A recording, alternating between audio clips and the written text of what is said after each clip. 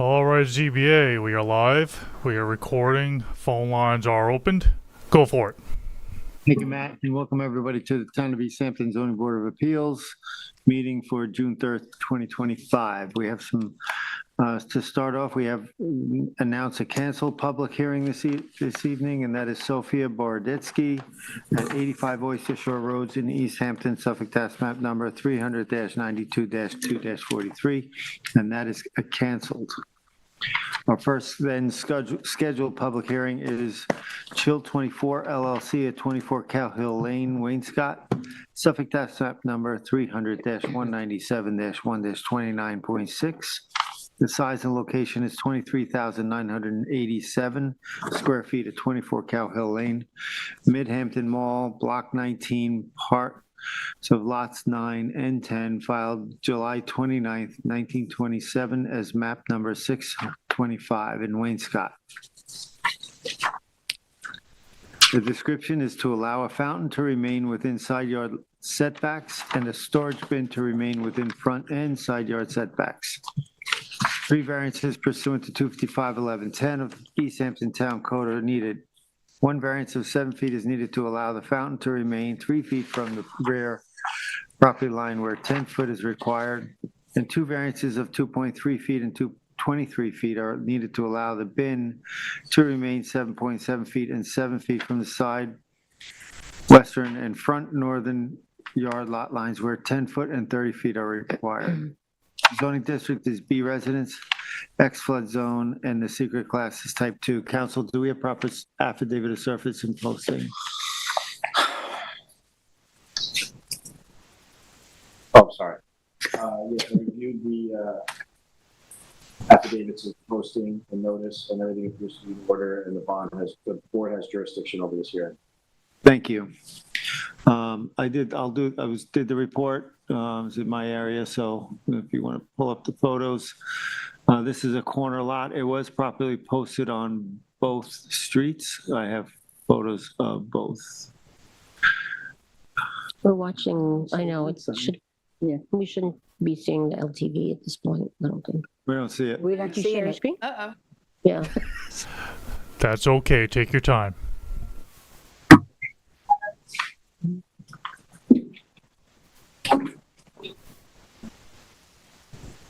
It's showing up that one.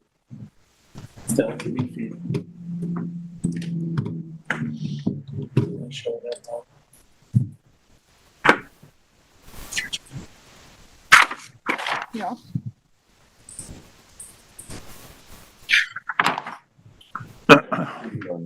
You good? It hasn't, it's still black. It's getting there.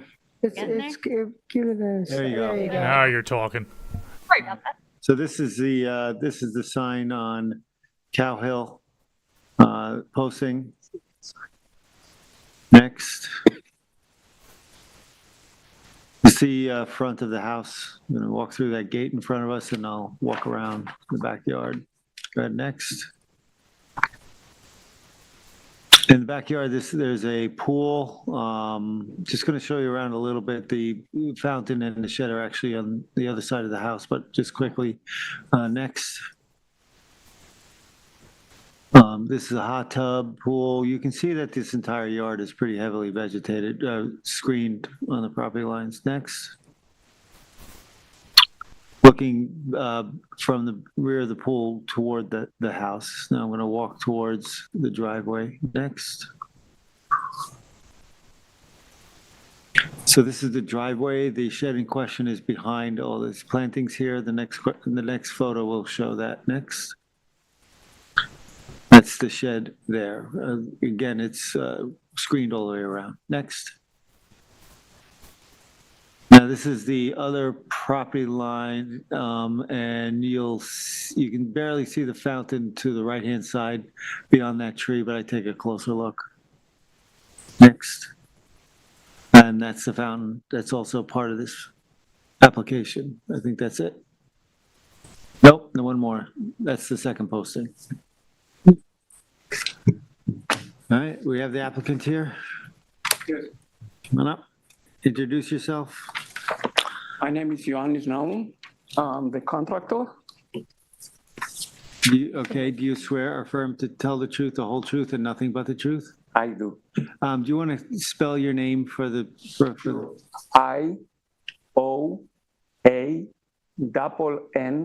IOANNIS.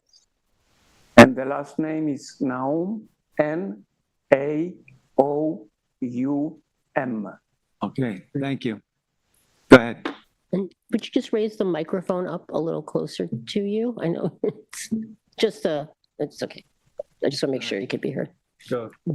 Yes, I'm the contractor. I filed the application. I was the original contractor 2007. I did an extension on the property and the fountain was there in place.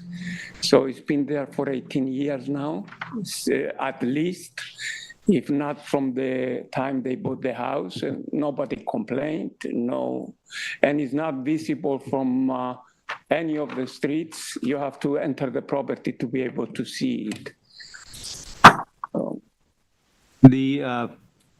The fountain you're saying, what you put in when you first built the house? No. I did an extension and the fountain was there.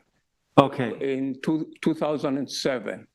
So it's been at least 18 years that it's been there, if not from the time that they built the house. I don't know about that.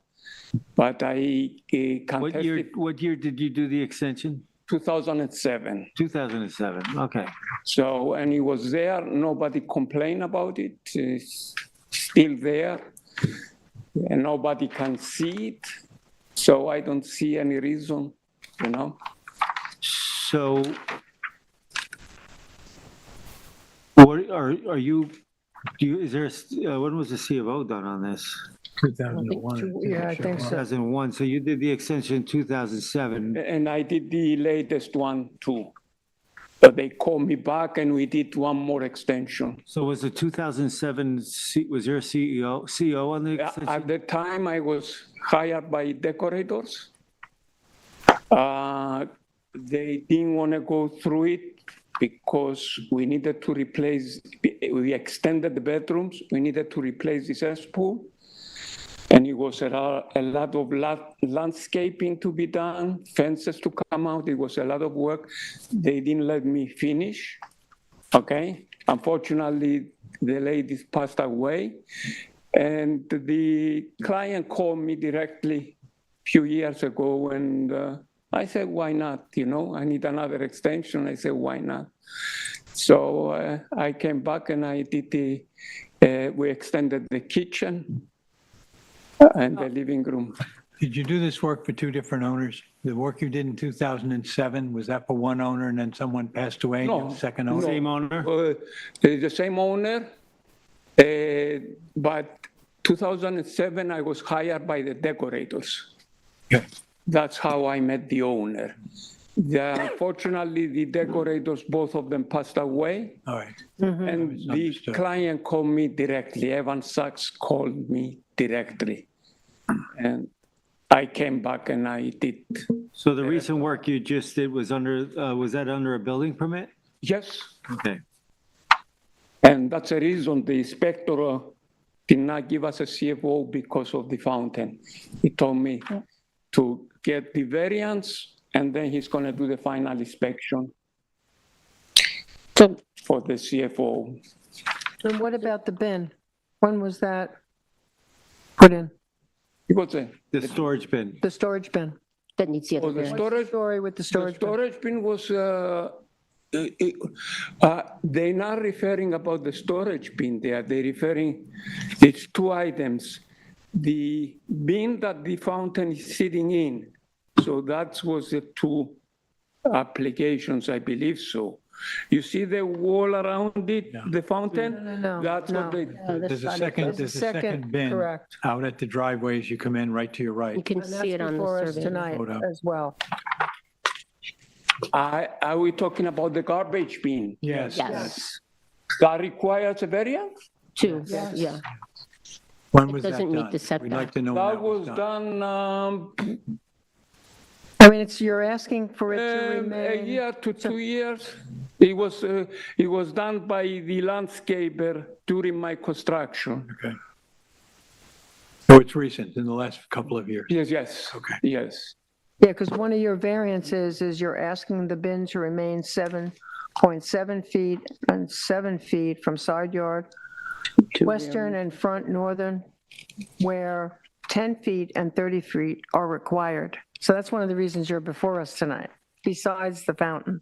I thought they were referring about the bin for the fountain, the seating. Well, the fountain is one part and the, and the, and the the So storage bin what is what that will be, you gonna need a survey showing the bin? Is that what? We have no, it the bin already. is on the survey. You can see We it have it on the there. survey now in front of us. The bin, if you look at the survey, you can see it there. They're pointing to it. See it? Yes. That's the bin on the survey. Well, I believe that it doesn't meet the dimensions of 7 feet. No. No, it's supposed to be, Setback. it's supposed to be 30 feet 30 back feet, from the well. front yard, and it's only 7, right? 7 something. So it just needs to, Well, it's a western and northern. Oh, so it has to Sorry. get removed. or move. Or Move to a more conforming location. ouch, Could be, that I did not understood. That was referring,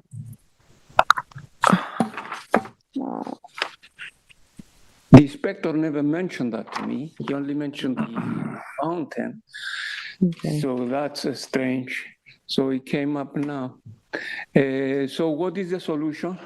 If It can be moved. Well, we want to know if it, well, some of the things we have to look at on a variance is it in the best location, which obviously it's not? Is there a, Alternative. is there a compelling reason for it to be there? Can it be moved? And in a conforming location? Okay. Both, these are things that we have to look at and weigh those to make our decision. Okay, so if there is no better, I will have it removed. And if it's that it's an issue, you know. So I will have it. It has to be 30 feet in from the From the front yard, from Cow Hill, And and 10 feet. 7 feet from the side yard. has to be 10 feet. 10 feet. 10. Okay, I'm gonna look into that and see And if you can look into a more conforming location. I'm gonna look into it. If worst thing, we're gonna remove it. That's all. If we cannot find a better location, I have it removed. I'm not gonna stop the CFO for that thing. The inspector never mentioned anything about that bin. He mentioned about the fountain. So I thought we were talking about two separate things: the wall around it and how I understood it. So It's up to you what you want to do. You either want to find a more conforming location and get back to us. Or he said he would either or do you that or would remove wanna it. So remove as far it. as a So it's up to condition, you. as far as a condition of the decision, you would either relocate it or remove it. But if you relocate it, then we would need to see a or now, you know what? I think the building inspector would be able to ascertain whether then it's a conforming location, right? Or you could also just approve it. You could just approve it as is, as submitted. Well, I'm not going to do that. Yeah. Well, I mean, that's an option. Yeah, but that's, but- yeah, that's an option, but that's always an oh, option. no problem. We're gonna have that Okay. relocated or removed, okay? And now, it's not gonna take a year for another hearing? No, you can tell. We have 62 days to make a decision. Oh, 62 days, okay. Thank you. Can I Appreciate ask that. another? We're going to listen How are to we the, leaving it, though? I'm not sure where we are with this. well, he's going to either relocate it or have it removed. And We could it's leave the either going to be record open conforming, for when he him to goes to the have. casino, we're going to say that you're going to say that the variance is going to be eliminated, is that right? Yeah. The need for a variance is going to be eliminated. That could be a Yes. condition of our decision. Because you're removing the shed. Yeah. I don't know if you're gonna approve it. Well, that's why I'm asking this. I don't want to just leave it open-ended like this.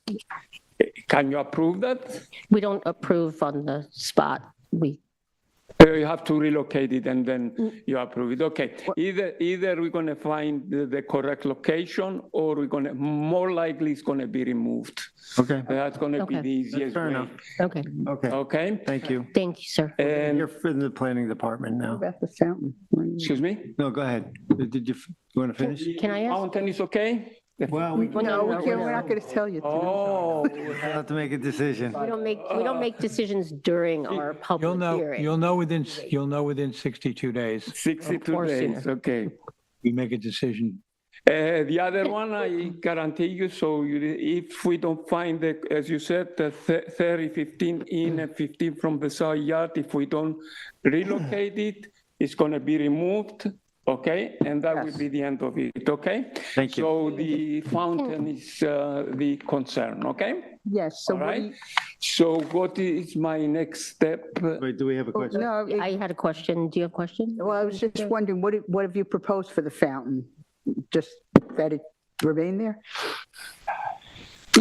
Nobody complained for 18 years. Nobody's seen it. It doesn't change anything because you cannot see it. Either from the back, there is an easement. If you walk from the back, as you saw, it's all surrounded by trees. You cannot see unless you enter the property. So it doesn't bother anybody. So that's good. Okay. If anybody was going to have a problem 18 years old, was going to call, so.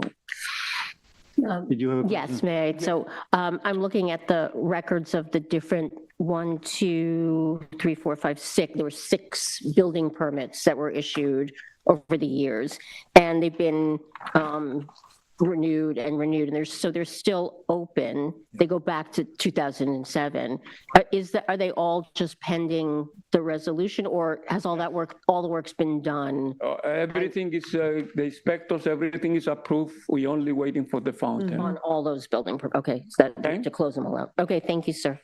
All right? Right? Can you hear Okay. from Morgan? Thank you. We're going to hear from the planning department now. You stay for a Yes, minute. stay. You Stay for a minute. Stay. Stay for a minute. Good evening, Board. Morgan Slater for the Planning Department. Hi, Morgan. Do you swear affirm to tell the truth, the whole truth, and nothing but the truth? I do. Thank you. So the residence was constructed under a building permit issued in 2000, and the CO was issued in 2001 for the construction of the residence. There has since been 6 building permits since that CO is issued. One of them has been closed. There's 5 open building permits. So a lot of the structures that are on the property, including the pool and the conforming shed, basically most of the accessory structures do not appear on that 2001 CO. And it is the fountain and the bin that are the only non-conforming structures that are on the property at this point, so that's why they're in front of you guys tonight. Do you have any specific questions about the property that I can answer? Well, we now get by that timeline that someplace between 2001 and 2007, the fountain went in. Yeah, so the oldest building permit that is still open was issued in 2007. Yeah. Do you have any suggestions about what might help this applicant in terms of mitigation or any other thing he could offer to allow for the fountain to stay? I mean, maintaining the screening for any of the the structures within the side yards. I feel like that's probably the most mitigation that can be offered. Okay, any other questions? Thank you, Morgan. Thank you, Mark. Is there anybody in the public that would like to address this application? Matt, is there anybody online? You have 0 callers. Thank you. Thank you. Okay, so we're going to close the hearing and the record. And then we have 62 days to make a decision, so you'll be hearing from the town. Okay, so check in. It'll probably might even be close sooner than that. It'll be at one of our work sessions, so it won't take a full 62 days, but. Now, I'm going to remove the garbage bin. Correct. And I schedule for the inspector to come and look at it. Yes. And Well, you're going to have to show it on a survey. show it. You'll have to update your survey and then give that to the building inspector. Okay, thank you. Okay, thank you. Thank you, sir. But you have to wait to you have get to our wait for us. resolution. You have to wait for us to act first. You have to wait for, in terms of No, he process, doesn't. he has to get a On resolution. an NRSP, he does. He doesn't have to wait to remove a garbage bin. right? If he wants to remove it. If he wants to remove it, Oh, he's no, entitled well, to correct. remove it. No, If he wants to move it, Yeah. then. Or move it, no, or move it, or, Move it or remove it. He doesn't know what he wants to Formal do. That's why we have to be clear. He has a location for it, so it's gonna, It's probably going to be removed. even if he moves it, he can submit it on a final survey Right. to the building inspector. Thank you. Thank you, sir. I'm done. Yeah, Done. well, I'm gonna make it. Thank you. For now. I'm going to make a motion to close the public hearing and the record for Chill 24 LLC at 24 Cal Hill Lane, Wainscott, Suffolk, tax map number 300-197-1-29.6. I'll second it. Concur. I concur. I concur. Thank you. Alan, next hearing is Alan and Karen Burke at 1859 Montauk Highway in Amagansett. The Suffolk tax map number 300-131-1-11.1. The size and location is 7,503 square feet at 1859 Montauk Highway, Montauk on the Sea, Section A, map number 2438 in Amagansett. The description is to clear 6,567 square feet of vegetation and construct a new 1,343 square feet of one-story residence with 396 square feet of first-story decking, 225 square foot roof deck, driveway, sanitary system, and associated structures within jurisdiction and setbacks of freshwater wetlands and beach vegetation. The relief sought is a natural resources permit, special permit pursuant to 255-420 of the East Hampton Town, and 3 variances are required for this application. Variances of 47.5 and 58 feet are required from 255-430 of the Town Code to construct a proposed residence 52.5 feet and decking 42 feet from freshwater wetlands where 100-foot setbacks are required. 1 variance of 26 feet from 255-430 of the Town Code is required to clear vegetation 24 feet from the edge of the wetlands where a 50-foot setback is required. 1 variance of 45 feet from 255-430 of the Town Code is required to allow sanitary system expansion, distribution trench to be constructed 105 from freshwater wetlands where 150 feet of setback is required and any other relief necessary. The zoning district is B residence, AE flood zone, elevation 10, and the secret class is type 2. Council, do we have proper affidavit of service and posting? I reviewed the affidavits of notice and posting, and everything appears to be in order, and the board has jurisdiction over this hearing. Thank you. Member Mearing? Yep, I'm just waiting for my photos to come up. I only had 4. There we go. Okay. So this is just my back is to the property that is the subject of this hearing. Right, I was just showing kind of what the surroundings look like, that across 27 on the south side, that's the White Sands neighborhood, you know, that we've had many applications in. Next slide. So this is just what the property looks like. As we know, it's an undeveloped property. And I only have 4 photos because it's extremely dense and there was really no path in. So I didn't go into the dense vegetation. And the ticks are probably Well, rampant in there. I have to say, I think of myself as a hardy girl, but I was already getting itchy looking at it. So it's posted. Next slide. And that's just a close-up of the posting, and you can see there's really no way in. And then I just took a shot of one of the houses. I think this is to the west. Yeah, to the west. So just to get a sense of what's close by. And I think that's all I had. Thank you.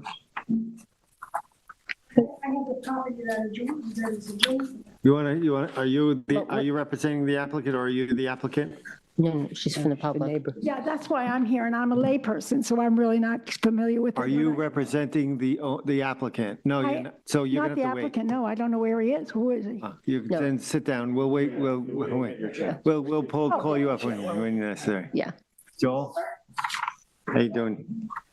How you doing, Joel? Hi, Joel. Joel, announce yourself first. Joel Halsey. Good evening, Joel Halsey. You swear affirm to tell the truth, the whole truth, and nothing but the truth. I do. Thank you. Good evening, Chairman Deline and board members. As I said, Joel Halsey. I'm here representing Lighthouse Land Planning and the property owners Karen and Alan Burke.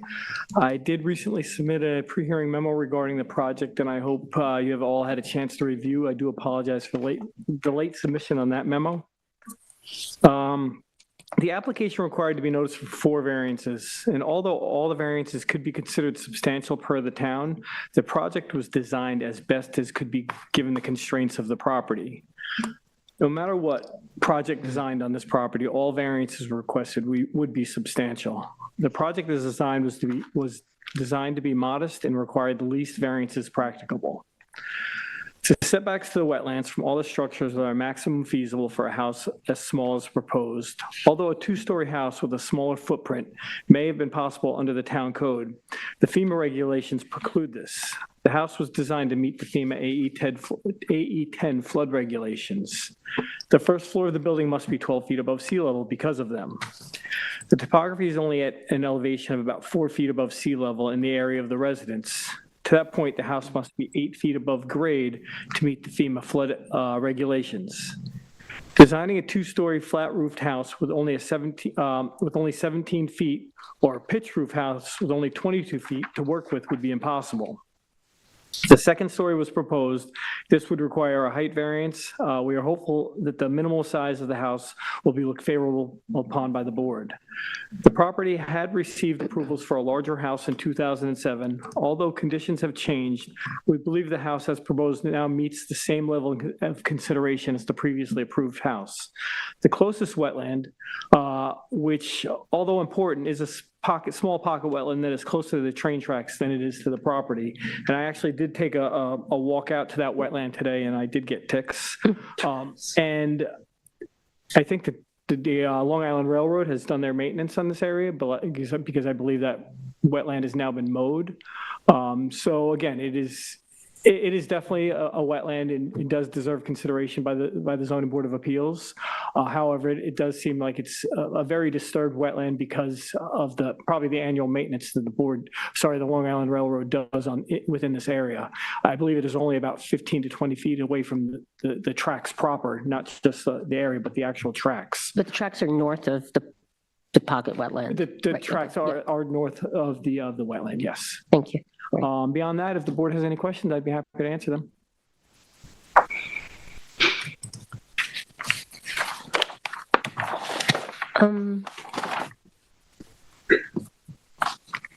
Anybody have any questions? And again, I don't know if you knew it, but the house, I believe the FEMA regulations may have been different when the house was designed previously, because it only met a first floor elevation of 9 feet on the approved survey. So the house was allowed to be 3 feet lower, giving it room for a 2nd story. So the reason it became a little bigger footprint, because we were restricted to a 1-foot floor in order not to get a pyramid? Exactly. Basically. A pyramid or height. Yeah. I think we could have we may have been able to fit with the pyramid, but we would have been stuck with like a center, almost 2nd story addition.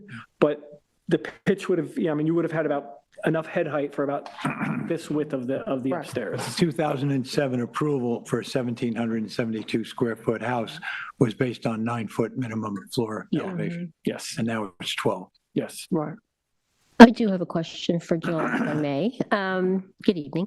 I just want to ask about clearing. I understand you're allowed to clear the whole lot, basically, right? And I know it's a 1-story footprint and there's a sanitary, but you're still coming close to the maximum. Can you just comment on that? Were there any ways nowadays to? is sorry. The tick? You're getting a tick off? Yeah. I don't know if it is. I don't think it is, but I had to scratch there. So the sanitary systems nowadays are taking up much more space than they did, on a lot of these other lots. So the size of the sanitary and also the drainage that's proposed with this house. And you could see, on the survey, that this is all sanitary. Right. This is all drainage in this house. We will be able to revegetate, low-lying grasses over the sanitary and low-lying grasses over the drainage. But beyond that, it's going to be, we'll be able to put up, some screening in the other areas. Right. But we need room for a driveway. We have to be able to town code requires 2 parked cars.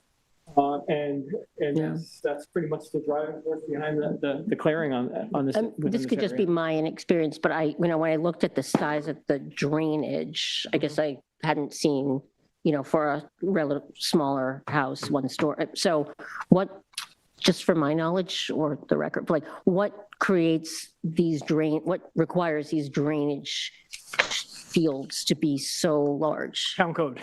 So Oh, town okay. code requires it because we have to maintain all stormwater runoff on the Right. property. And the depth of groundwater is only 3 feet below grade. The elevation was at 5. Okay. Elevation was at 5. So we only have 2 feet of work, of area to work with. Right, yeah, so they spread out, okay. So you have to spread out the water. Right, okay, thank you. Joel, this house being put on pilings Yes, to get up to the FEMA elevation? yes. It doesn't have to because it's an A flood zone, but it will be on, It's it will be AE, on right, piles. right. And the bigger footprint is to avoid pyramid. Pyramid and hiding. Right. They meet pyramid. They're meeting pyramid. Yeah, they right? do, Yeah. but the Now they footprint is bigger because they're trying to avoid a pyramid. Yeah, I have no, exactly. anybody have any questions? I have no questions. Thank you, Joel. Tyler? No, sorry. Good evening, Tyler Borsak for the Planning Department. Tyler, do you swear firm to tell the truth, the whole truth, and nothing but the truth? I do. So that was a pretty good synopsis of what the application is. I'll try and maybe briefly touch upon some things that weren't discussed, but I think pretty much everything was. As was discussed, there was a 2007 application on this property for a slightly larger 1,772 square foot two-story residence with associated decking and structures. That residence needed to comply with a first floor elevation of 9 feet at that point in time, which we believe was changed in 2009, so 2 years after the application was approved. With the FEMA update, now it needs to meet an elevation of 12 feet. That application, if they were to raise that building, would pierce the pyramid cap or pyramid line, so that it wouldn't be conforming in today's application. So the applicant has opted for a single story, more spread out, but smaller gross floor area residence. There's also slightly more clearing associated with that. However, the 2007 application didn't include any dry wells or any way to handle roof runoff. It just was required that it would be taken care of. So this application is addressing that up ahead of time and showing the required clearing for that. That 2007 application, because of the smaller footprint, did have a little bit of a buffer in the back of the lot, but there's not really a significant alternative option on this application, given what that drainage space takes up on the property. It was already discussed, it could be revegetated a little bit with grasses over those leaching structures and the dry wells, and then maybe a little bit of woody vegetation at the back of the lot, but there's not many options available on the lot in general for mitigation. The sanitary system will be raised slightly, a maximum of 2 feet, probably slightly less for most of it, in order to meet a finished grade of 6 feet. In 2007, the sanitary system required a retaining wall, so there's a slight reduction in the visual impact of this design on this property, utilizing the shallow leaching galleys versus the trenches which are being used in the current application. Other than that, I can answer any questions you might have. Would you comment on the pocket wetland we would just have, that Joel mentioned had been mowed and possibly damaged? Sure, I mean, every wetland has value. The town code doesn't differentiate between quality of wetlands like the DEC regulations might. Certainly it's on the south side of the train tracks. It's more fragmented from the significant wetlands to the north, which connect to Napeague Meadow wetlands and then out to Napeague Harbor itself. So, I mean, there are potential impacts far beyond the limits of this property. But the closest wetland itself is probably more isolated. There are still wetlands within jurisdiction and even possibly setbacks, I think, to the north, which would be those. But again, there's train tracks in between this property, so runoff wouldn't really have a huge impact because there's a large amount of dirt between the two, between the wetlands up there and then the subject property. So these wetlands, I don't think were identified in the 2007 application, so the setbacks are going to be different between that application and this one. Certainly, every wetland has value, and also, you know, the railroad can do a lot of things that we might not like them to do. So,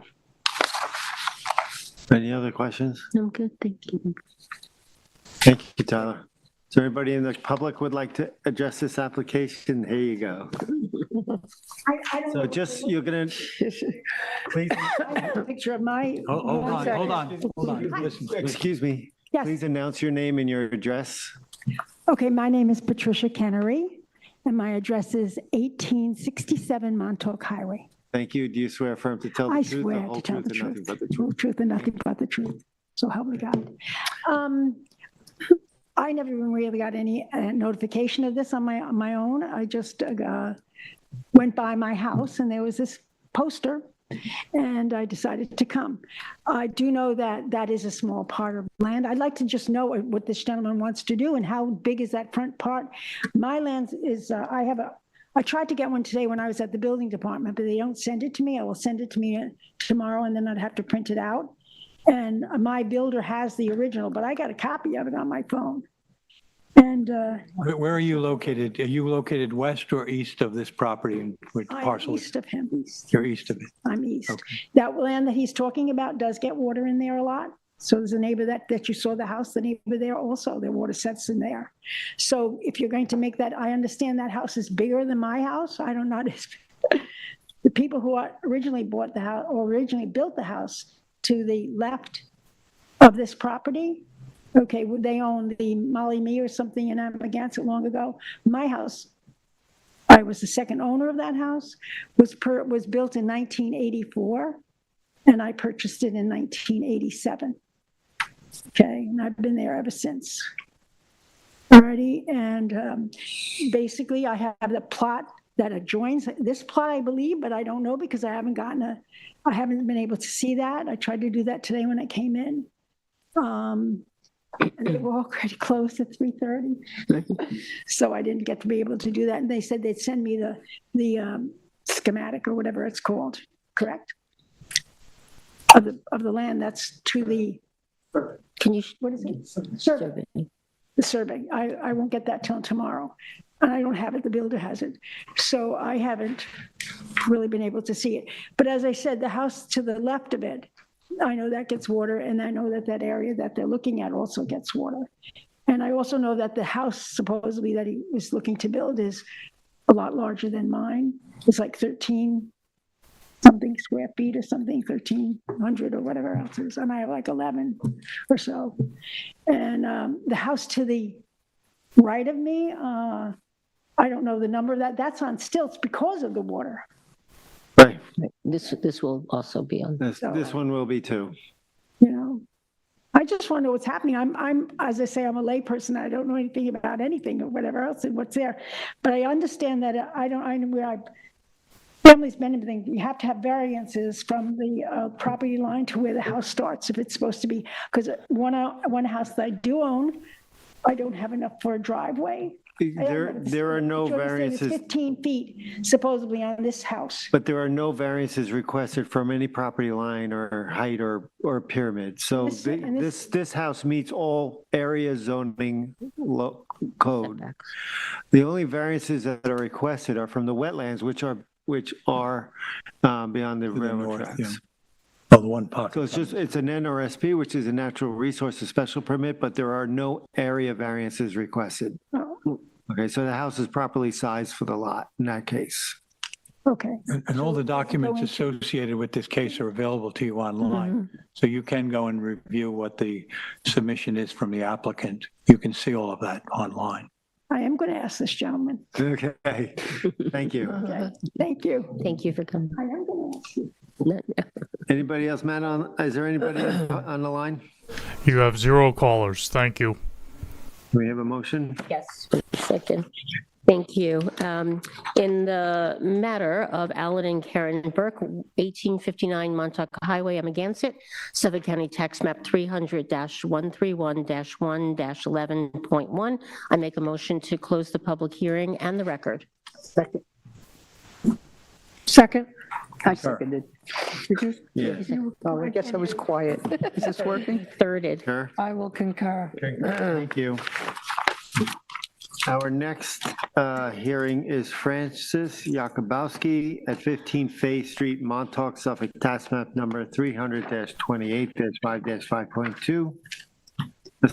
The size and location is 24,992.38 square feet at 15 Faith Street, East Ford Pond Residential Section, subdivision number 3, block 39, parts of lots 2, 3, and 4, map number 1013 in Montauk. The description is to construct a new 2,192 square feet, two-story residence with 132 square feet entry deck, a 590 square foot second-story deck, and approximately 275 square foot swimming pool, 493 square foot of pool deck, pool equipment, retaining wall, walkways, driveway, sanitary system, and clear 5,880 square feet of vegetation on a parcel of land containing and within setbacks of freshwater wetlands and outside the town's pyramid regulations. The relief sought is a natural resources special permit pursuant to 255-420 of the East Hampton Town, and 7 variances are required for this application.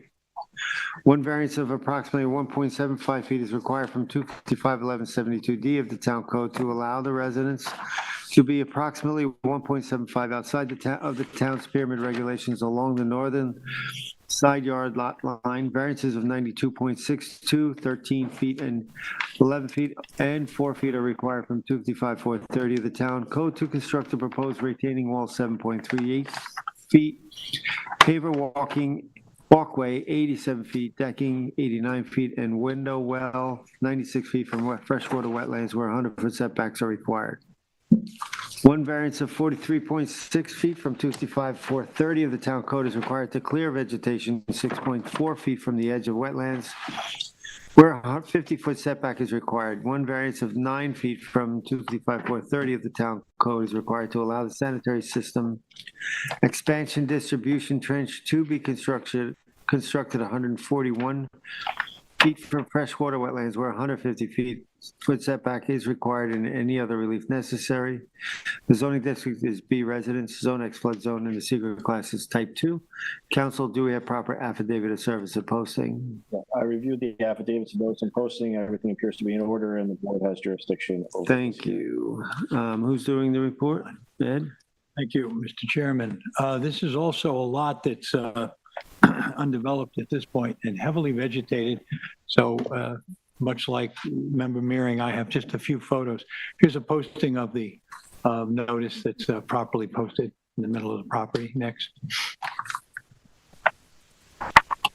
I'm looking north here. You get an idea that this is a small lane that makes its way in behind the golf course off of Fairview. And there's to the right, there's land that is now a community preserve. And of course, this property is one we're looking at slightly to our left here. Next. I'm going to look down the lane now. I'm looking back down south. Again, the property that we're looking at now be on our right, the preserved area on our left. This is a well-vegetated area. Next. This is me just looking to give you an idea how dense it was. There was actually no way to actually enter this property easily. So I didn't go any further than just to show you there's a larger canopy behind, a lot of vegetation in front. And you'll see, look, examining the survey, you see that the wetlands that exist towards the road side of this property, and we'll discuss that next. My guess is just a little further down. I can't tell you that it's any different than the other one, just to show you how thickly vegetated it is. Next.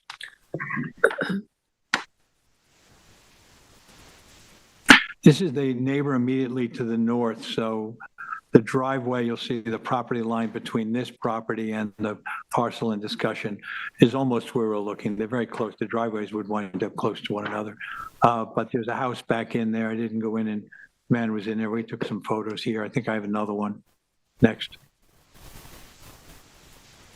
Yeah, now I've got a little further down the driveway. You can see the house and the back cars are parked. But that's the nature of here, heavily wooded area. Next. That's it. That's it? Okay, thank you. Thank you. Joel?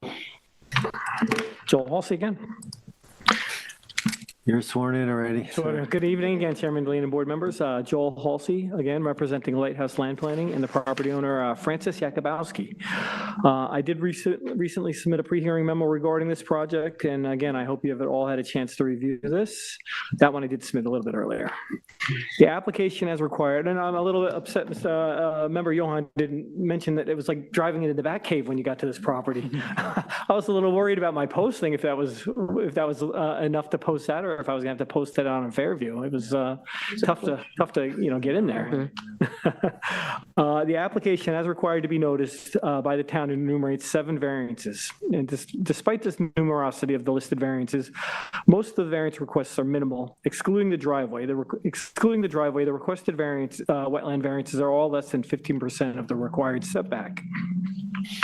The house as designed has a modest footprint of 1,378 square feet with an additional 493 square feet of decking and 226 square foot pool. Of the 493 square feet of decking, only approximately 90 square feet of this decking is less than 100 feet from the wetlands. There is only one location for the proposed sanitary system on this property. This is the maximum distance from the wetland and does conform to the town's wetland setbacks. That being said, the house is designed as close to the sanitary system as per Suffolk County Department of Health's service requirements. The house cannot move any further from the wetlands because then it would be too close to the sanitary system and not meet those requirements. It is stated in that the sanitary does require a 9-foot variance, and I did speak with the planning department regarding this, Tyler Borsak, about it. And I don't believe that a variance was actually required. He'll disagree with me on that one because the proposed system, the actual system itself is 150 feet from the wetlands, and the expansion tanks are located 141 feet from the wetlands. I have never known in my history working for the town or outside of the town, expansion tanks requiring a variance from wetland setbacks. And I don't know if this needs to be brought up in the planning department to discuss whether they're going to start noticing expansion tanks, but I've always noticed variances from the actual system itself. And the expansion tanks are never going to be installed. And if they ever did get installed, I would need a natural resource special permit and probably a variance for it, because this permit's only going to be good for 3 years. The house is going to be built. He's going to get a CO. He's not going to have a permit in hand to add expansion tanks to the system without going through the process. So requiring a variance for expansion tanks doesn't make sense to me. Maybe it makes sense to other people, but it doesn't make sense to me. And like I said, I've never known it to be a requirement. Regarding the 1.75 foot variance, pyramid variance required for the roof, this is only for a small percentage of the roof area. As per sheet A001, of the plans, you could see that the small area of roof that extends, you can see the small area of roof that extends beyond the pyramid line. The area of roof that extends beyond the pyramid line is only 58 square feet, which is 6% of the roofed area on this side of the house and only 3% of the total roofed area of the house. The interior volume within this pyramid area is only 18 cubic feet. The remaining roof conforms to the pyramid line. The topography at this property line is what's driving this request for the pyramid variance. If you notice, the topography goes from 70 feet above sea level at the front of the house's building line and drops 5 feet at the back of the house's building line to 65 feet. Although the house could slide 1.75 feet to the south, which would now kind of get it out of pyramid jurisdiction. The project was designed to maximize the exterior space while minimizing the footprint. Sliding the house would also place the pool 18.25 feet from the property line, which would require a variance or redesign of the project. The pool is not a traditional rectangular shape. It is more of an L shape as it runs with the angle of the property. In order to meet the 20-foot setback of the pool, the width gets reduced and kind of gives it a little bit of an L shape. At its widest point, the pool is only 13 feet wide, and at its narrow point, it's only 11 feet wide.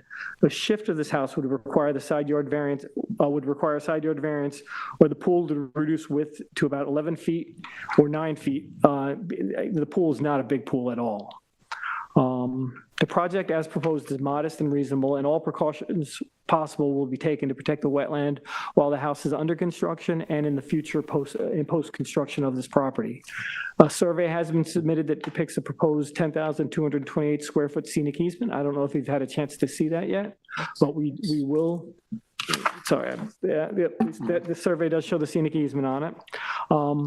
I did address the town's comments regarding the driveway in the memo, and I'll be happy to answer any questions the board may have regarding this driveway if they do.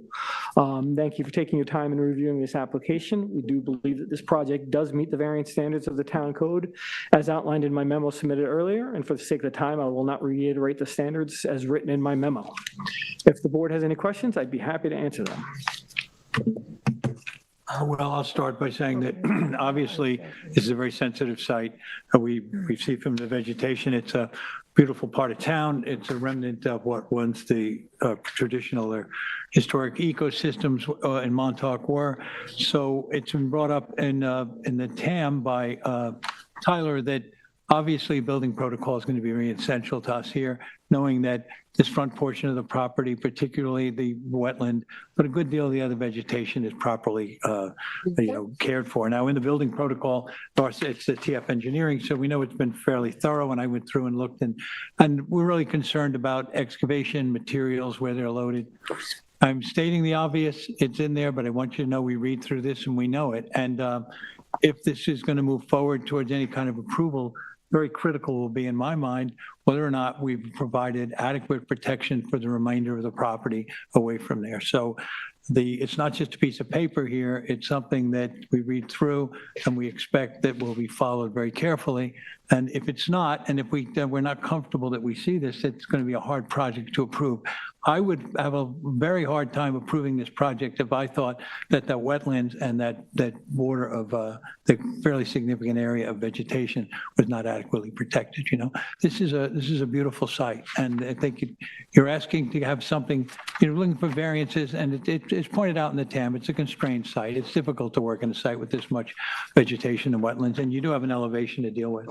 But my major concern would be, I think there's been a fair amount of care with the design of the house.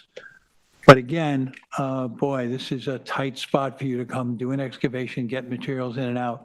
So I think we'll be looking very carefully at just how much protection we can provide for the remainder of the lot. Yeah, as you say that, I'm just wondering if there's any way, because obviously there's no contractor picked for the job yet, and you can have an amazing contractor, or you can have the bottom end of the spectrum contractor.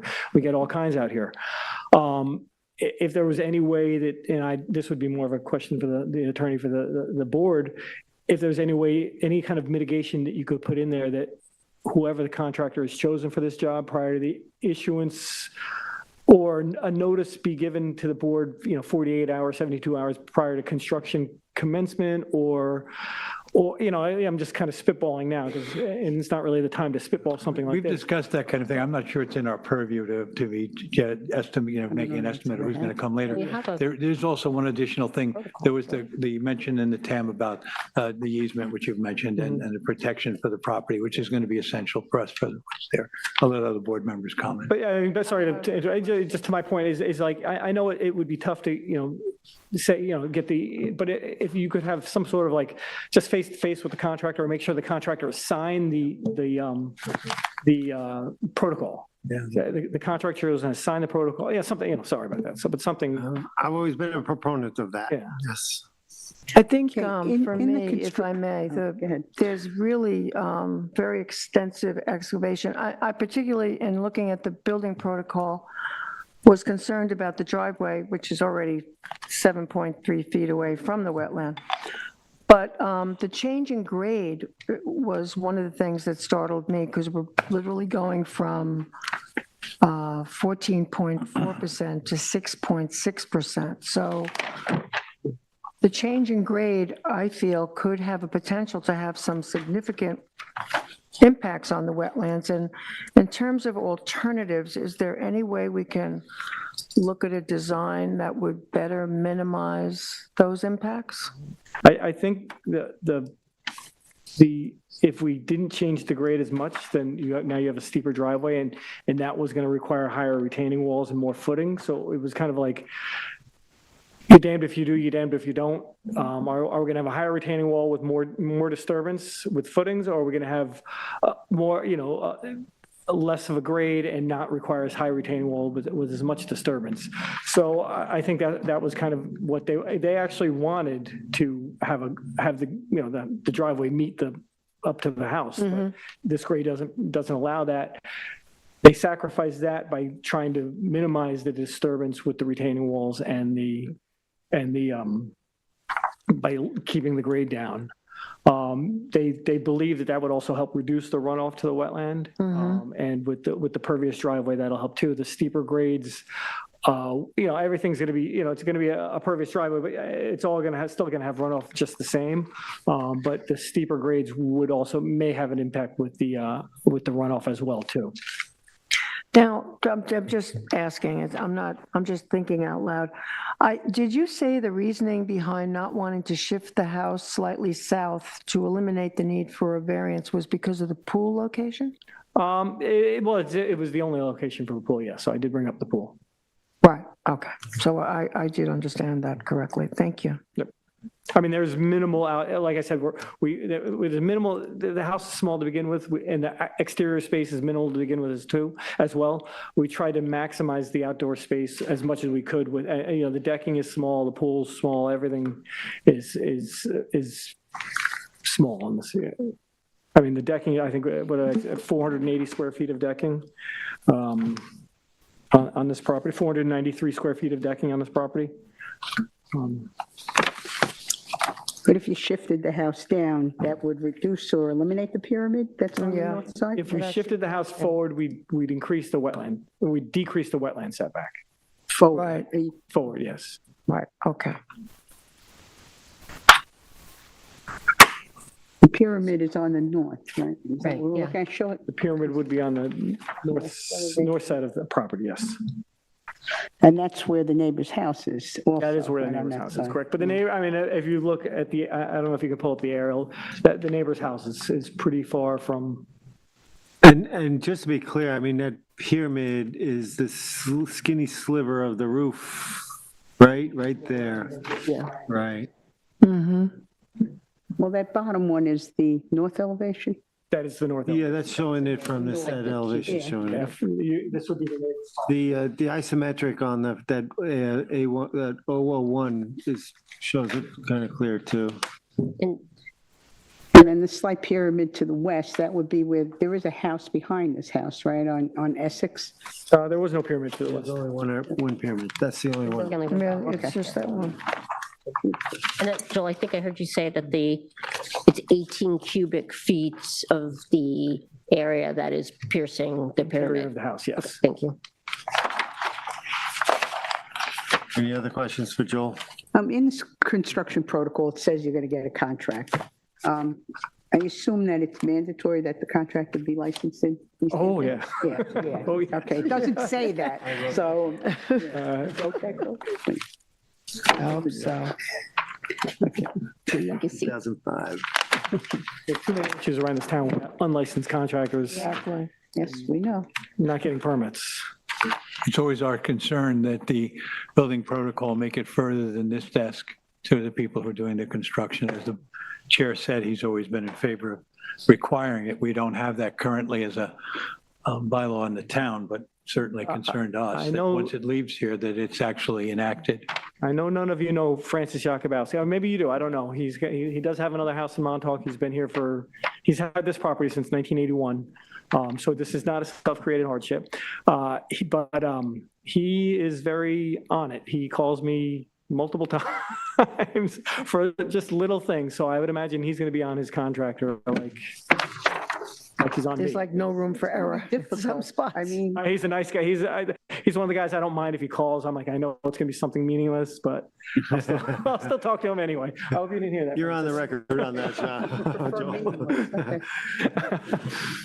Any other questions for no, Joel? just very, the protocol and how they're going to get in and out, the street It's- is one car Tight length site. Right. or width. The only one point of access, Yeah. Face Street, right?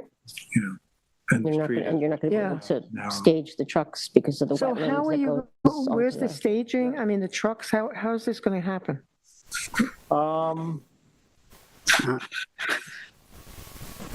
Well, you've got, This area right here that's already been cleared by the neighboring property, this is where they've been dumping their landscape debris for decades. But we do have a small area that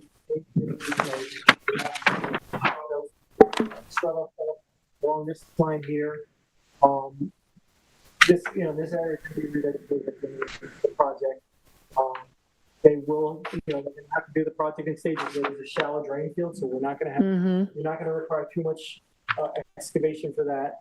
The excavation for the foundation, we're not going to need that. We're not going to need the backfill for that, so that'll be trucked off site as it's excavated. So the staging area for any kind of soil material, soils for any excavating material is probably, I believe, don't believe that as much cut that's going to be left on site. Joel, what's the extent of the easement? The extent of the easement is 50 feet upland of the wetland line.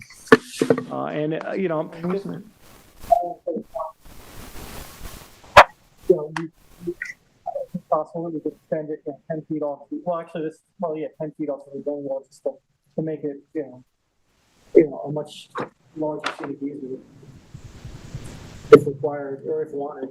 Are you offering that up? Yeah, I mean, because I think, yeah. There's nothing that this. It's not like this is going to be. He's got a retaining wall. He's got his exterior space. He doesn't really. He doesn't want that. Yeah, I would increase the size of the scenic easement. Great. We can discuss that with Tyler. How much would you increase it? I would. 10 feet off the retaining wall. Oh, okay. Off the retaining wall. Because you can't have a structure within 10 Off the feet. retaining wall, 10 feet off the retaining wall, and then probably just go Straight over. So that would add what sort of in square feet? Is it, well, you're 4,000. it's on top of the 10, it's like 10, Top of the 10. 800, and like 10,800. Joel, there's no issue with having a well in the scenic easement? That's or- wait.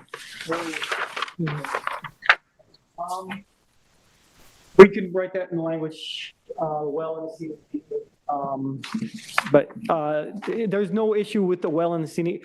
There'd be an issue with putting a well into a scenic easement. There's no issue with proposing a well in a scenic easement with access to the well as required.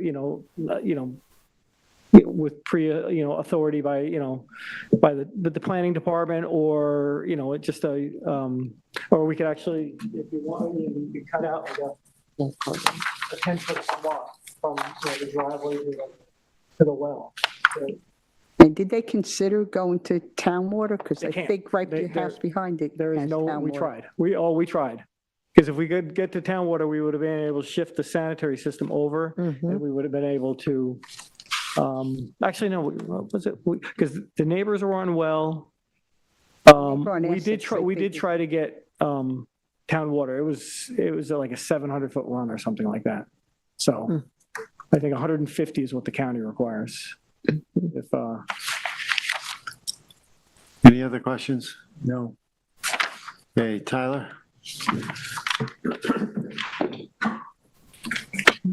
Good evening, Tyler Borsak for the Planning Department again. So the subject property is situated on the east side of Faye Street in Montauk. The project before the ZBA is requested to develop the parcel with a 2,192 square foot two-story residence in what appears to be the most conforming locations available on a constrained property. Significant standing water wetlands exist on and off the property on either side of Faye Street. The wetlands within jurisdiction are highly diverse standing water wetlands, which are culverted under Faye Street and connect to a large wetland system that extends throughout the area, a large portion of which is on Town of East Hampton nature preserves. Construction around these wetlands can have impacts far beyond the borders of any individual property and provide valuable habitat for wetland-dependent species, especially those that require standing water throughout the year. I visited the property, and I actually was on the properties when we did the wetland inspection. The standing water is significant. It's very deep, actually, probably knee-deep in the middle. Not that I tried to go there, but it's a significant ponding area. The project as proposed represents a moderate level of development on a very constrained parcel that contains significant wetlands and steep slopes. Any construction on such a sensitive lot requires careful review to ensure that the project is being completed in a reasonable manner and will not unnecessarily impact the natural features in jurisdiction. The proposed project requires clearing within 6 feet of wetlands, a retaining wall within 7 feet, extensive grading and construction across the parcel within jurisdiction. The potential for negative impacts is implicit with any application on this parcel, given the close proximity to wetlands and limited space available for access.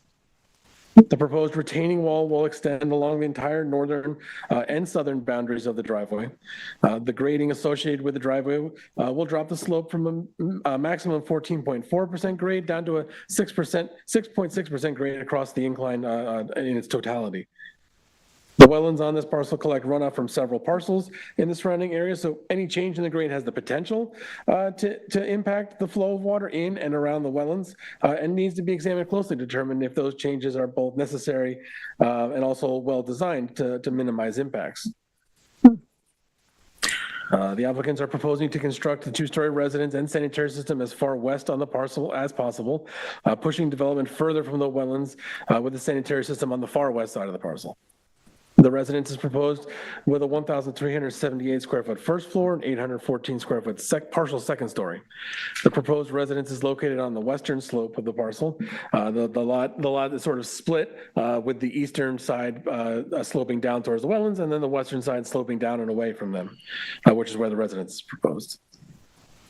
The topography on the parcel in part creates additional constraints which appear to have made it more difficult to comply with the town's pyramid requirements as well as maximize setbacks to wetlands.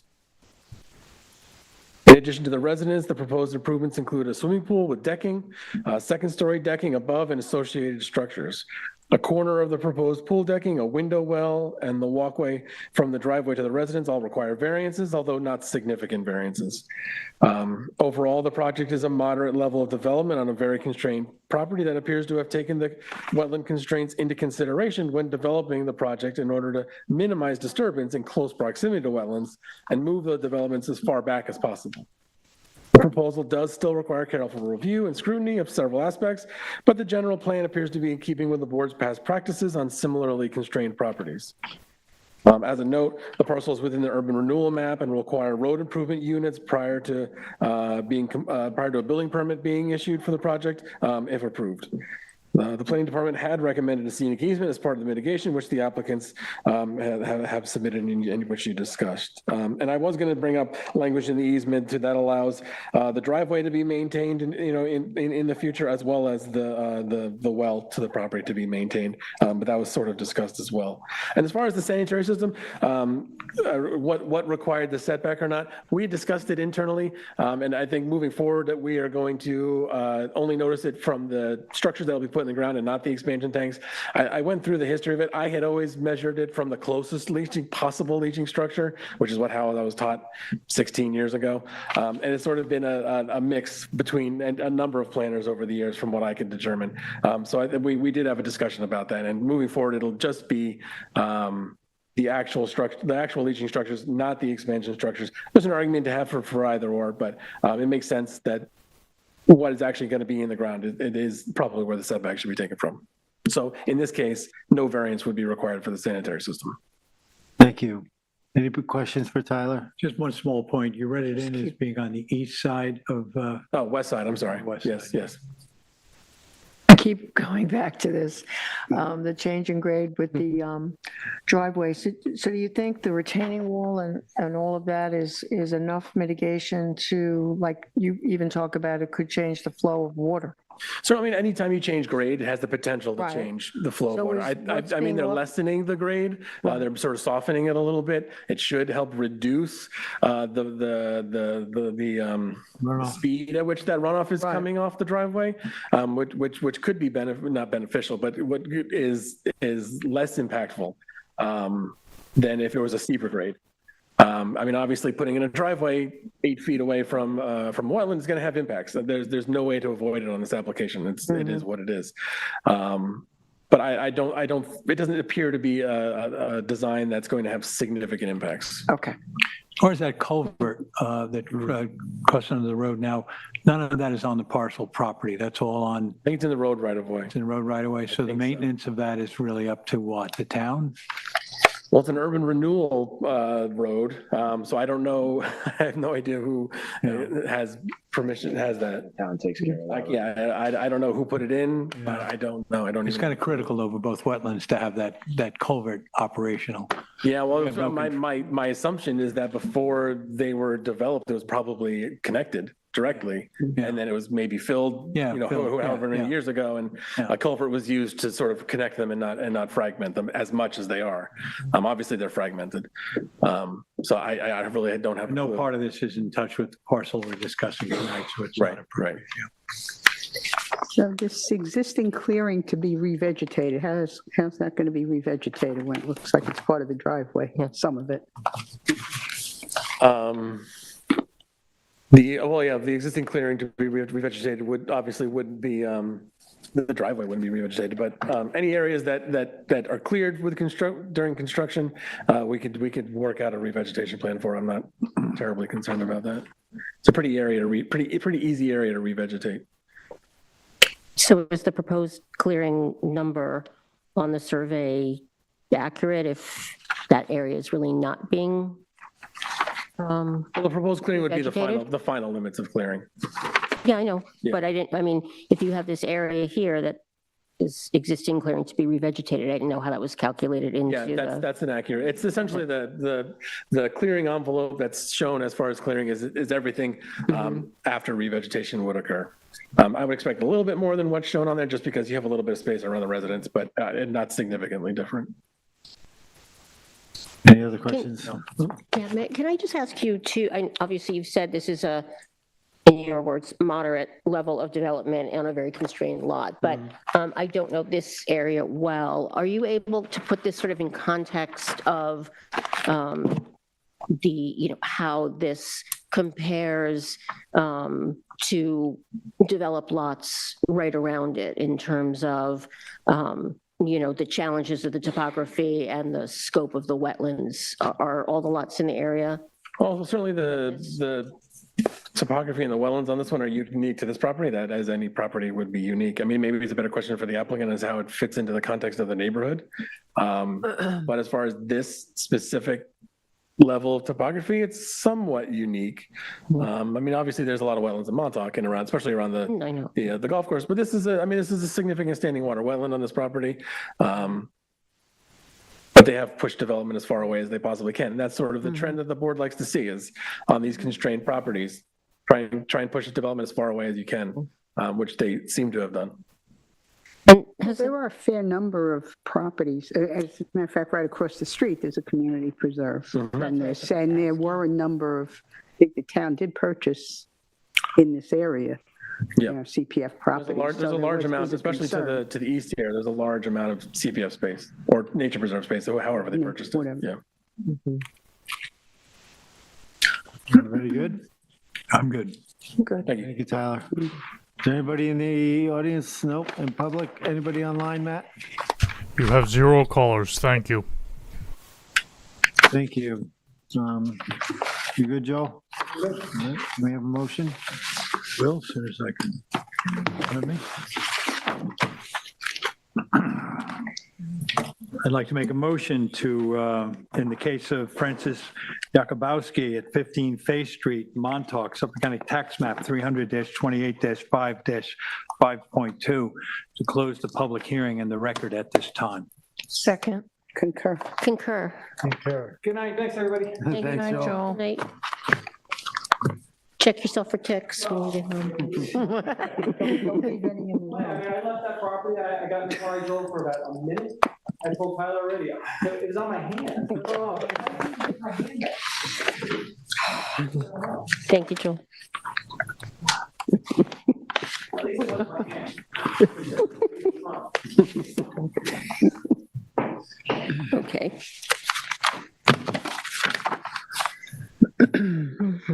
Here's what, let me just do with my which one? Okay, we can move on to a work session now. We have two post-hearing decisions to make. First applicant is Bradley Crutch and Christian Reitnauer at 3 Shorewood Drive, East Hampton, Suffolk tax map number 300-91-3-23. The size and location is 40,010 square feet at 3 Shorewood Drive, Lot 16, map of Shorewood, filed October 3rd, 1973 as map number 6018 in East Hampton. The description is to allow equipment to remain 18.9 feet from the rear yard southern lot line where 30 feet is required. Relief sought is one variance of 11.1 feet is needed from 255-1110 of the Town of East Hampton Code to allow the pool equipment to remain 18.9 feet from the rear yard lot line where 30 feet is minimum required and any other relief necessary. The zoning district is a residence zone, flood zone, and the secret class is type 2. This was in my area, so I'll be leaving this off.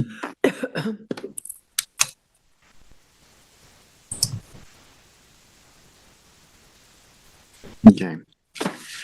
So the hearing was held on 5/13 and 25. The survey associated with this is dated 6/27/23. And the applicant is asking for variance for pool equipment, 11.1 feet where 30 feet is required. The owners acquired the property in 2020, and that was the same year as the latest CEO, which was issued in 2020. The property was granted a 10.7 foot variance in 1990 for the pool, where 30 feet was required. The equipment is presently located in the vicinity of the legal shed, which has a setback of 15 feet. The pool equipment is required to meet 30-foot setback. The pool equipment was relocated after the 2020 C of O. As far as mitigation, mitigation, but more of a requirement, I would couch that, is the applicant has agreed this property is presently overcleared as respect to water recharge overlay district, and the applicant has agreed to bring the lot into compliance by revegetating, which I think is an admirable thing. But I think this can be due to the fact that there was a pool that was already previously granted outside setbacks. I think the net and the proximity it has to the shed is not a big ask in this situation. I'm going to be voting to approve this application. I'll just go through some of the variance discussion guides, variance standards. Does the benefit to the applicant from the grant of the area variance outweigh any detriment which grant of the variance will cause the general health, safety, and welfare of the neighborhood or the town as a whole? I think in this case, no. Obviously, I think that the pool equipment will serve the lot better by bringing the lot into conformance with with water recharge. I think it's in a more not conforming location, but a easier location for him to meet that requirement, which I think would trump the location. Is a variance to be granted the minimum variance necessary and adequate to alleviate the difficulty causing the applicant to request an area variance? I can't say it's the minimum variance necessary, but I think it's in this case, I think it's in an appropriate location where it's moved.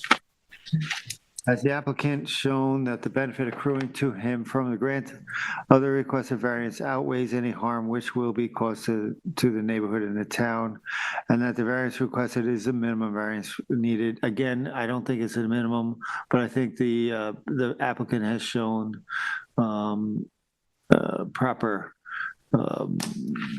causes for its location.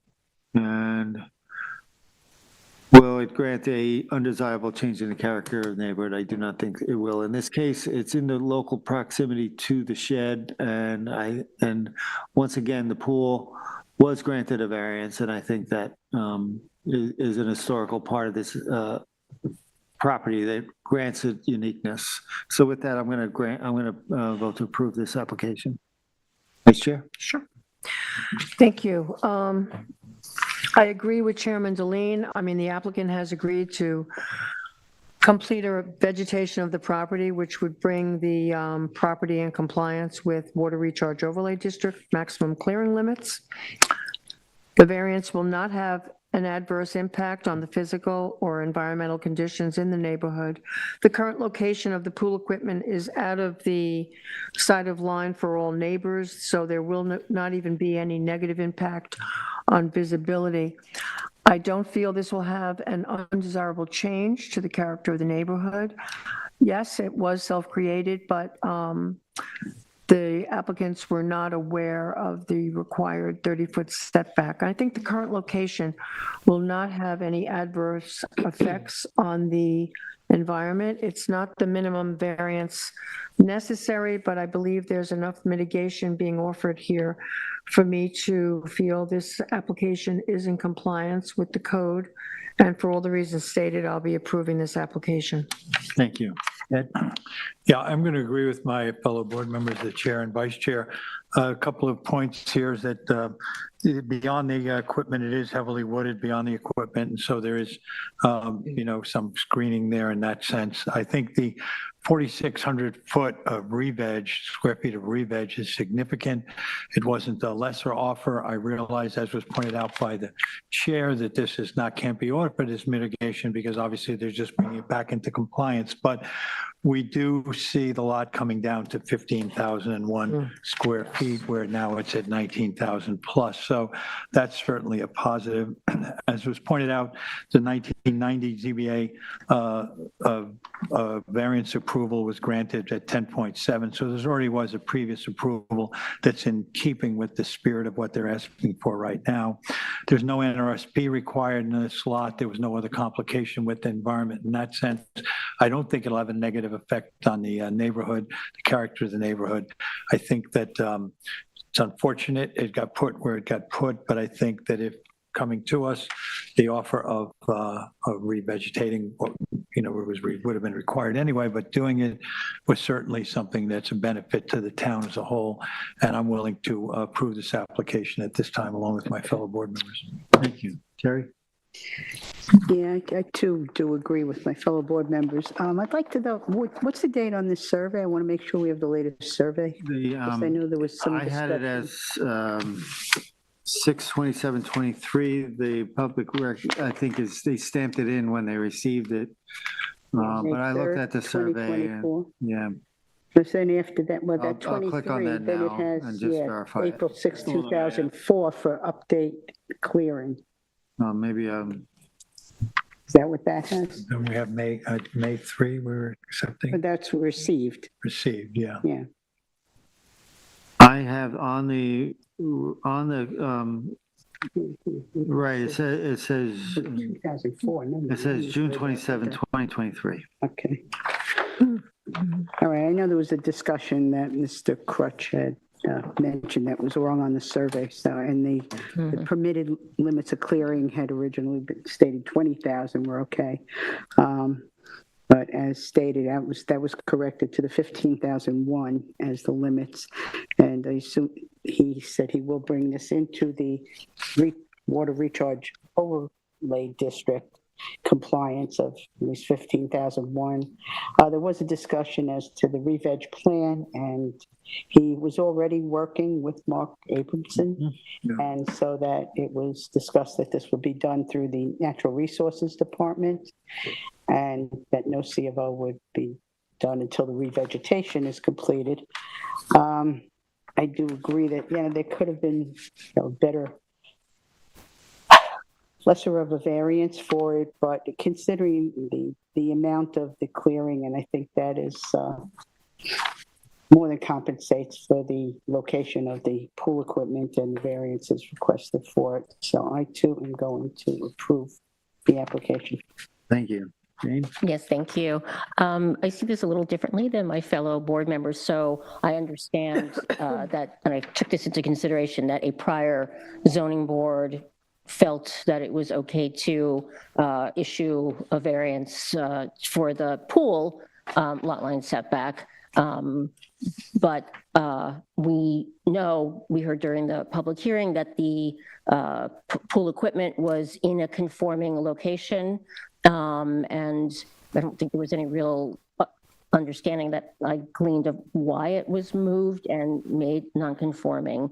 And then number two, I will never poo-poo or dismiss the importance of bringing properties into water recharge overlay. But if I understand the application correctly, it is the current owner, because the 2022 CO, the calculated, which I guess would have preceded him, calculated this to be in compliance. So he over-cleared the property, which I believe really does have to be reestablished. So I don't believe that pool equipment in a setback does detriment to the character of a neighborhood, but I think these setbacks that the town has in its code are for a reason. And if you are the direct neighbor where pool equipment is not meeting the setback, it can be disturbing. So for that reason, I am actually going to deny the variance on the pool equipment. Thank you. We good, counsel? Yeah.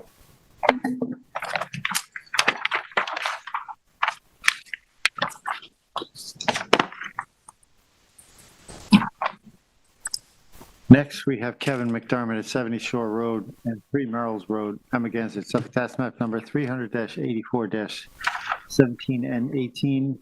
The size and location is 28,353 square feet at 70 Shore Road and 3 Merrill's Road in Amagansett. The description is to reconfigure the lot lines of 2 undersized parcels by transferring 4,889 square feet of lot area from lot 1 to lot 2.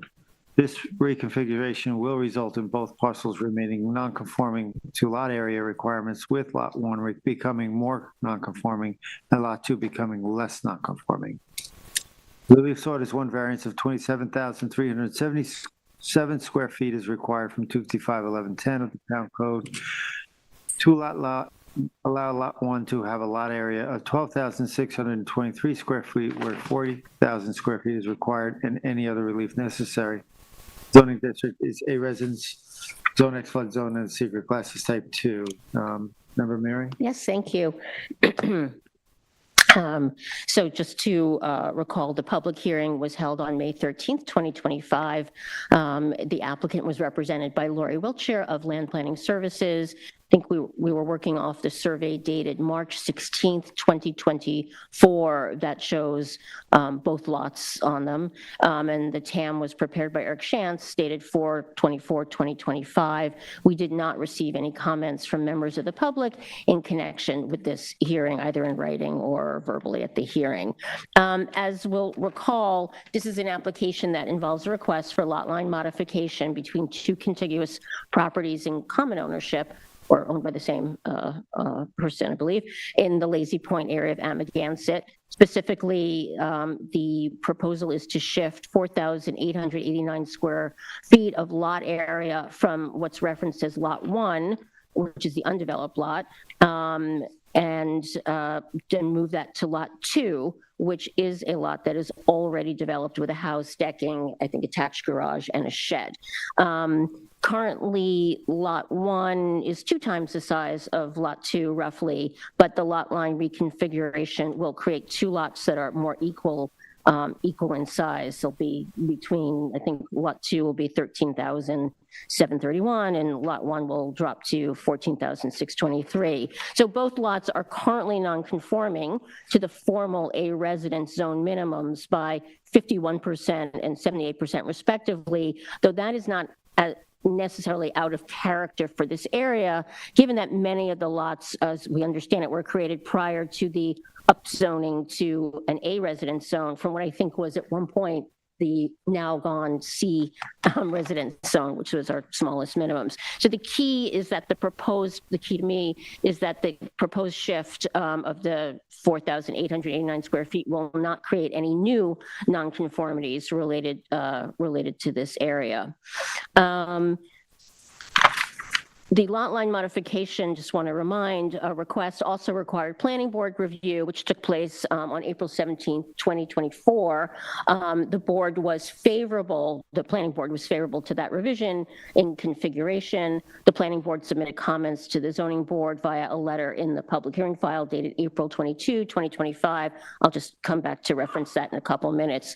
With respect to my deliberation and decision, as I consider the variance standards, as well as the conditions and facts of the properties in the application, I am going to vote to approve this variance for the lot line modification. So let me just summarize my key findings with respect to the variance standards. So overall, I find the application to be, consistent with sort of orderly growth, because both lots still remain undersized to the residence zone, but as I said, so many lots in the neighborhood already do. But it creates two lots that are equally sized, and for lot 2, it creates a building envelope on the developed, or expands the building envelope on a developed area with, improves the width. This is a particularly narrow lot. And moreover, the lot 1 is not yet developed. It is a buildable lot. So as we discussed at the hearing, this change, or this lot line shift, does not add new density that could not otherwise be there. Secondly, on paper, although the overall variance can be viewed as substantial by the numbers, I don't see this substantial condition as a key issue here, given how undersized each is. There is no possibility of achieving a lot line modification without requiring a substantial variance, and I also don't see this as self-created for that reason. Number 3, with respect to the benefit to the applicant on lot 2, it will be a benefit. It will help them alleviate some nonconformity that already exists regarding, I think, the patio and some decking on the north side. It will also create an area that will more easily accommodate what they state as a desired modest expansion without constraining flexibility for the position of the new septic system.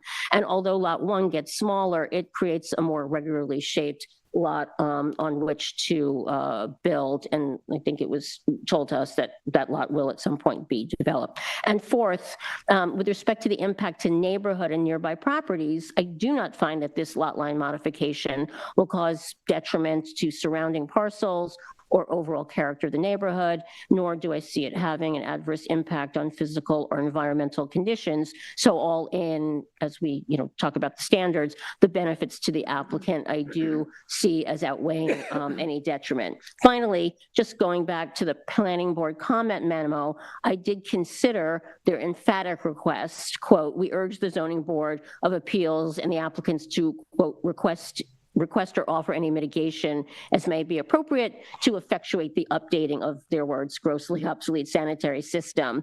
I, however, do not see a nexus in this application to compel an upgrade now. And I, again, note specifically, especially that there's an existing and in effect covenant that was established by the ZBA that will require the owners to upgrade without question a sanitary system if the home is expanded. And Ms. Wiltshire did, I think, did say during the public hearing she expects that expansion could happen soon. So I always want to take a planning board comment seriously, but I took it under full consideration. But I would not be, I am comfortable approving this application with the terms of the existing covenant in place and not compelling an upgrade now. Thank you. Thank you. Jerry?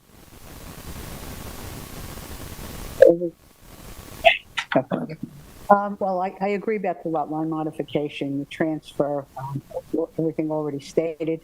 Lot 1 would become slightly more non-conforming, lot 2 would become more conforming, and the lot line modification would eliminate some of the non-conformities on lot 2. I too am going to approve the lot line modification. The only thing I'm a little more leery about is the CNR about the GFA. I mean, it's increasing the allowable GFA with the lot line modification. And I'm kind of on the fence whether I think that they should be doing the septic upgrade on lot 2 at this point in time, in anticipation that there's going to be future work done. But I am approving the lot line modification itself. Okay, thank you. Terry? Vice Chair. I agree with my fellow board members. Most of the properties along this stretch are non-conforming to the A residential zone in terms of lot area and lot width. Both lots are small and undersized for the A resident zoning district. Lot 1 would be bigger in size, making it more conforming to minimum lot area, and the request before us tonight for a variance is because Lot 2 would be less conforming. However, the project before us, as the TAM notes, would not really result in any lessening or lowering in overall area of both lots combined, and if approved, will not really result in additional housing density or units. I don't feel this will change the character of the neighborhood. There will be no environmental impacts from moving the property line. The transfer will make 2 lots more equal in size and actually eliminate a setback issue for an existing deck on Lot 2. If approved, I too looked at the GFA, but if approved and the lot line modification occurred, the max GFA on Lot 2 would go from 2,119 square feet to 2,461. It's actually an additional 342 square feet, which I don't consider that to be a reason to not approve this. I do feel I am in agreement with the planning board letter, and I do think that we should have a condition of approval that the septic system should be upgraded. And I feel that this project is in compliance with 255-1110 of the town code, and I will be approving this request. Thank you. Yeah, thank you, Member Meering, for covering it so completely in your initial comments. I think everyone else is, I'm just going to repeat a few things because they stood out to me and what influenced my my decision. The most lots in the area are smaller than these 2 lots. That this lot line change is not a request for subdivision, and therefore we're not talking about adding a potential for additional house, although that is a buildable lot on Lot 1. They're immediately opposite, it was pointed out by their representation, that they're immediately opposite a 2-acre trailer park with 7 trailers jammed into that small area. So the character of the area and the neighborhood is not going to be affected by this change. It's not as if we're going to have anything dramatically happen that's going to make it look any different. The character of the neighborhood. There's no NRSP required here. We discussed the planning board approval and their comments. I'll get back to that in a minute. Currently, the north property line is on Lot 2, passes through an actual walkway there. That property line is hard up against the working out. So this was a logical request on the applicant's part to make living on that parcel 2 more manageable. It gives them an opportunity to expand. As was pointed out by the vice chair, they can really only expand about 340 feet. So, and I think that in terms of the septic, the previous approval required that for the CNR that any additional work to be done on Lot 2 would immediately require an upgrade to the septic. I'm comfortable with that because anybody who comes back in front of us, even for the smallest amount of work, it's going to trigger that septic being put, having to go back in place. I think it was significant that Brian Frank didn't have a significant complaint with this. He thought it was a fairly logical change in terms of how we move forward. The previous, I mentioned the previous ruling. And yeah, I think that if I owned those parcels, I'd be looking to make 2 more manageable. And I don't think that there's a long-term negative effect from allowing this. So I'm going to approve it at this time. Thank you.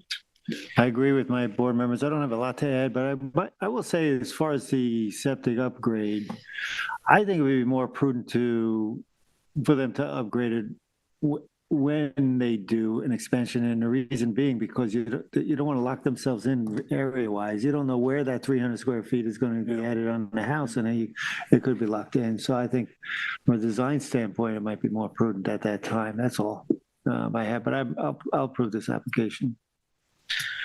We good, counsel? Yes.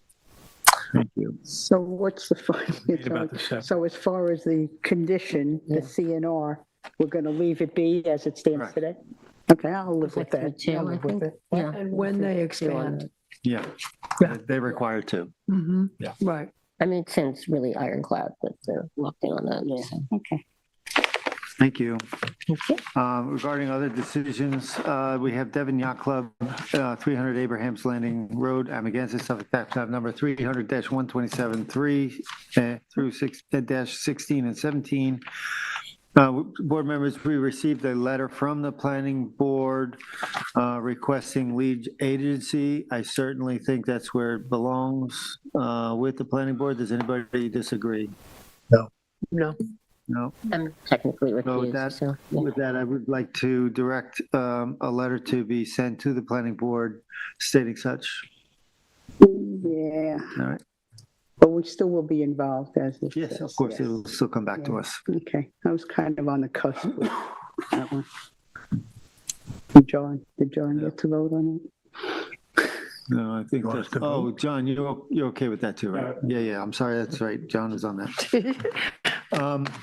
And we have an extension of time, EEB Farms LLC, 56 Spring Close Highway, East Hampton, Suffolk, tax map number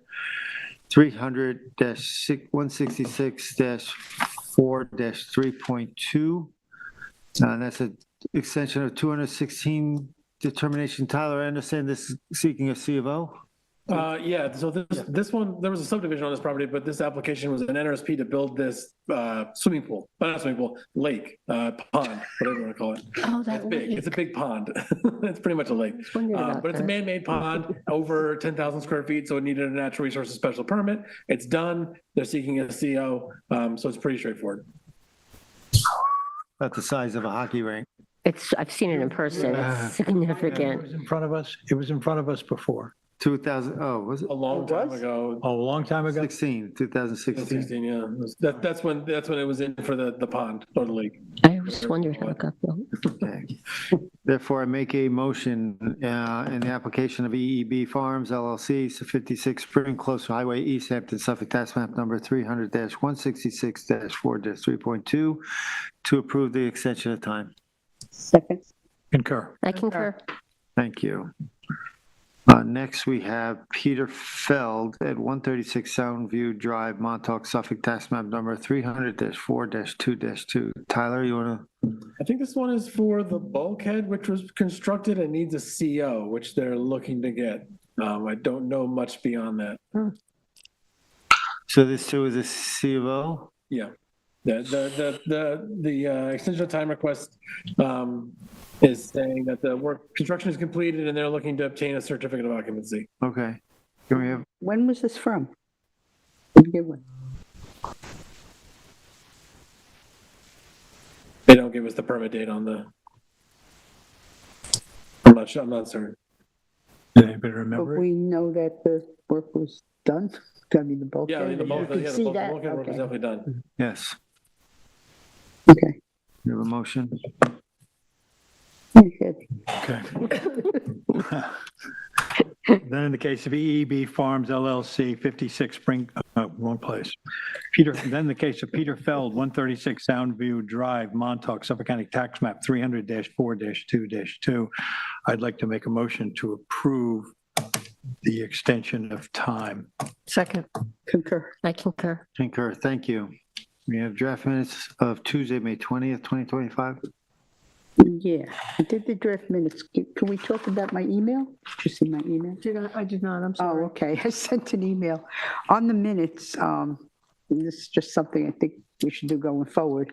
Now that we have an alternate, the minutes read that on several applications, but it jumped out at me on this current week's, that we just say that all members approve, but we have different groups of members voting on different things. So going forward, I thought we should enumerate, or name which members were involved in each of these applications. So I wanted to talk about that.